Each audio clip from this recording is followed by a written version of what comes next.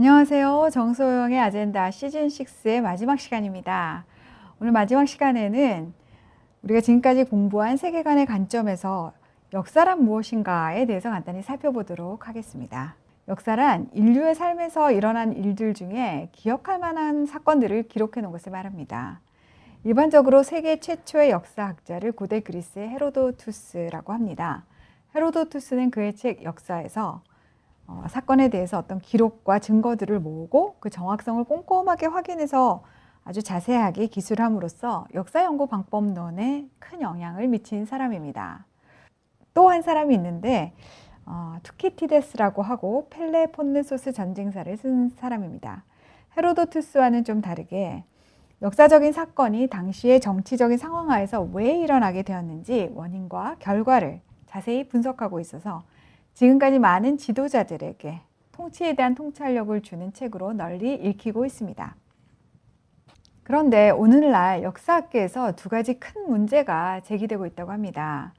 첫 번째 문제는 매일매일의 삶 속에서 시간이 흘러가는 가운데 어떤 사건 또는 어떤 인물이 중요하다고 생각해서 기록으로 남길 것인가 하는 것입니다. 역사학자라고 모든 사실을 다 알 수 있는 것도 아니고 또 인류사에 영향을 미친 사실들을 이제 골라내야 하는데 누가 무슨 자격으로 무슨 기준으로 역사가 될 사실과 아닌 사실을 가려낼 수 있겠는가 하는 것이죠. 또 다른 문제는 역사를 연구하는 목적이 정확한 사실이나 진실을 알려주는 것이 아니라 특정한 아젠다나 이데올로기를 옹호하기 위한 수단으로 이용하기 위해서 이루어지는 경우가 많다라는 것입니다.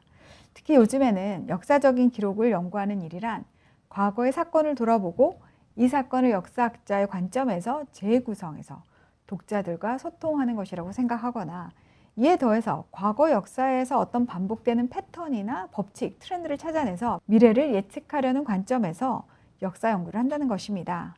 이런 경우 역사란 이미 정해진 대로 흘러가기 마련이라는 결정론적인 생각에 빠져버리기도 합니다. 이렇게 역사학을 바라보는 시각이 다르고 역사 자체를 바라보는 시각도 다르다는 것은 역사학자들 역시 특정 세계관에 상당한 영향을 받고 있다는 것을 잘 보여주고 있습니다. 인본주의적 역사관에서는 역사란 인류가 필연적으로 보다 나은 진화의 단계로 가는 과정이라고 믿고 있습니다.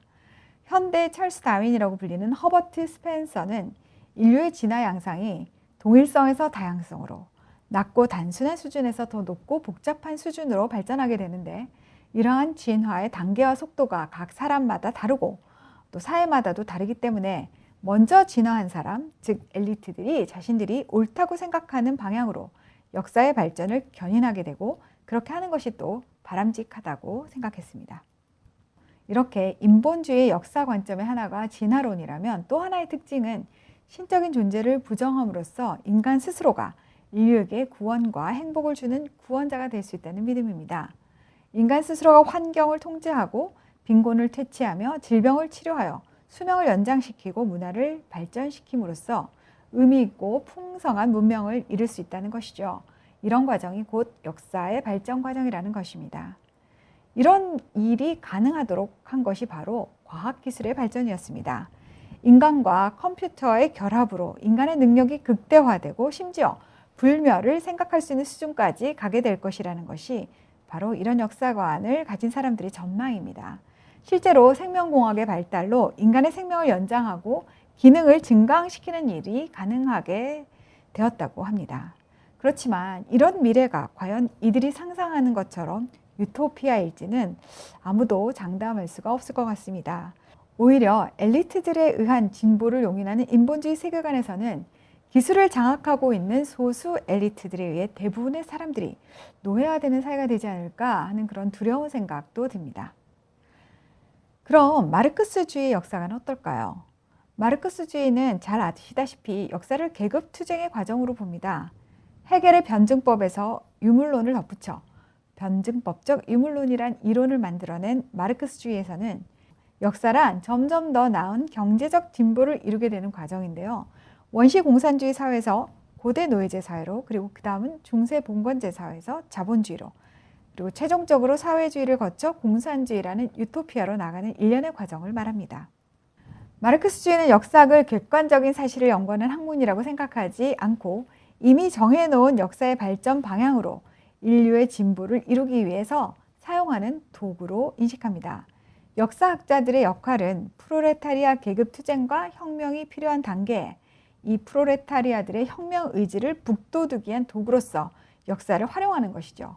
이 과정에서 역사적인 사실을 왜곡해서 해석하는 것들 또는 자본주의의 폐해를 보여주기 위해서 역사를 이용하는 것들, 즉 역사를 선전선동의 도구로 이용하는 것이 가능하기도 하고 또한 요구되기도 한다는 것이죠.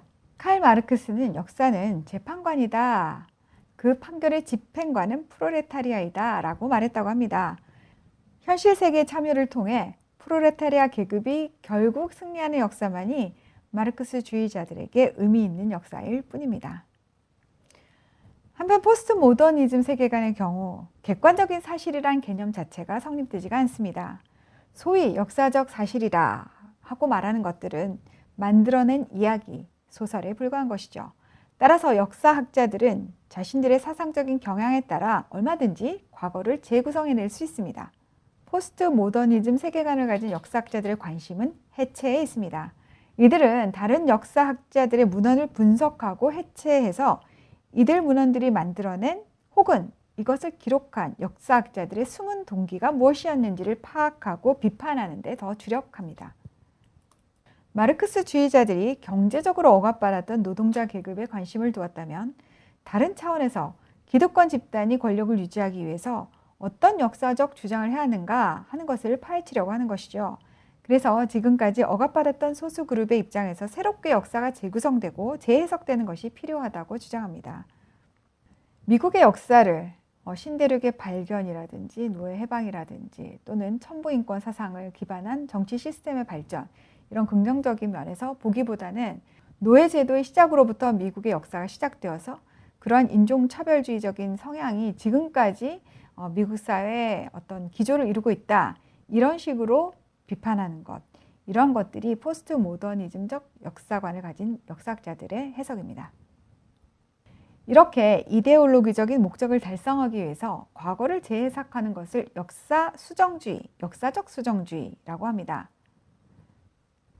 문제는 이렇게 억압받는 소수를 위한 역사를 주장하다 보니 누가 더 억압받은 소수였는가? 이것을 놓고 경쟁하던 그런 문제까지 생기게 되었다고 합니다. 또 다른 세계관인 뉴 에이지 세계관은 이렇게 말하죠. 각 개인의 의식은 더 높은 수준의 집단 의식에 연결되어 있다. 그래서 작지만 의미 있는 숫자의 개인이 자신의 의식을 고양하여 새로운 차원에 이르게 되면 사회 전체의 집단 의식도 고양된다고 믿습니다. 이들은 이렇게 인간이 생물학적인 진화의 단계를 지나 영적 진화의 단계, 즉 집단 지성에게로 통합되는 과정을 역사라고 생각합니다.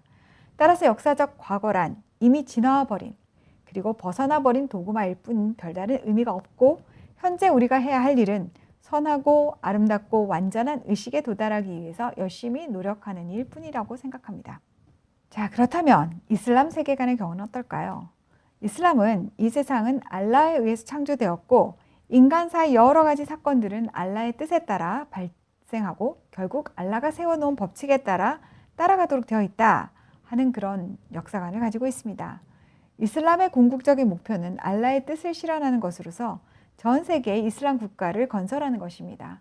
즉 전 세계 모든 사람들이 자유의지로 혹은 강요에 의해서든 어쨌든 알라 앞에 무릎을 꿇는 그날까지 성전 곧 지하드를 계속해 나가야 하는데 그 과정이 바로 인간의 역사라는 것이죠.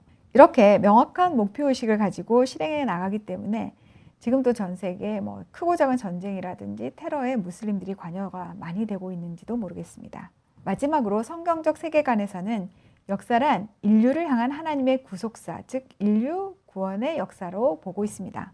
하나님은 이 세상과 인간을 창조하심으로 역사를 시작하셨지만 인간의 타락으로 인해서 하나님이 원래 의도했던 인간과 자연의 존재 이유와 목적을 달성할 수가 없게 되었습니다. 이에 하나님은 스스로 인간의 모습을 띠고 이 땅의 구원자 예수 그리스도로 오셔서 십자가에서의 죽음과 부활을 통해 인류를 구원하셨고 역사의 종말에는 심판자로 다시 오셔서 이 구속사를 완성시킬 것이라는 것이 바로 성경적인 역사 인식입니다. 성경적 역사관 역시 목적이 분명하며 시작과 끝이 있는 직선적 역사관이라는 측면에서 윤회적인 역사관과는 명확히 구분이 됩니다. 이렇게 끝없이 돌고 돈다 하는 이 윤회적인 역사관은 인류사를 유지와 지탱의 관점에서 보기만 할 뿐 어떤 목적이나 방향성이 있다고는 생각하지 않습니다.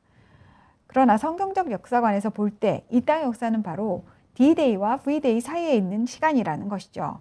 인간의 타락, 즉 사단의 공격이 시작된 이래로부터 예수 그리스도의 재림이라는 최후 승리를 이룰 때까지 그 시간을 기다리는 중간 과정이라는 것입니다. 이 시간 동안 기독교인들이 할 일은 창조 세계에 대한 청지기로서의 사명을 다하는 것입니다. 그리고 역사를 공부하는 측면에서는 하나님이 창조하신 세상에 대해서 더 깊이 연구하며 비록 불편한 진실이라 할지라도 과거의 사건에 대한 진실을 담대히 말하는 것일 것입니다. 요즘 우리나라에서 일어나는 근현대사 왜곡이라든지 중국의 동북공정 또는 일본의 그 식민지 역사 왜곡 등은 역사를 특정한 목적을 위한 도구로 남용하는 그런 예가 될 수가 있겠습니다. 그러나 우리의 삶에 되돌이킬 수 없는 영향을 미친 과거의 사건들을 정확히 그리고 객관적으로 규명하는 것이 역사학자들의 사명이며 그런 사실을 보고 가치 판단을 하는 것이 바로 현명한 독자들의 몫이 아닌가 하는 생각이 듭니다. 오늘도 우리 모두는 각자의 삶 속에서 내 인생의 역사를 써내려 가고 있습니다. 이 이야기들에 대해 하나님 앞에 설명하고 해명해야 할 날이 곧 올지도 모르겠습니다. 지금까지 데이빗 노에벨이 쓴 충돌하는 세계관이란 책의 내용을 정리하는 강의를 해왔습니다. 시즌2와 시즌6를 이어서 보시면 현대사회의 대표적인 세계관과 이 세계관들이 각 학문의 영역에 어떤 영향을 미쳤는지를 간단하게나마 이해하실 수 있을 것이라고 생각됩니다. 이 짧은 강의들을 통해서 여러분의 삶에 새로운 인식이 생기고 행동의 변화가 일어나기를 바랍니다. 지금까지 정소영의 아젠다를 시청해 주신 여러분께 감사의 마음을 전합니다. 감사합니다.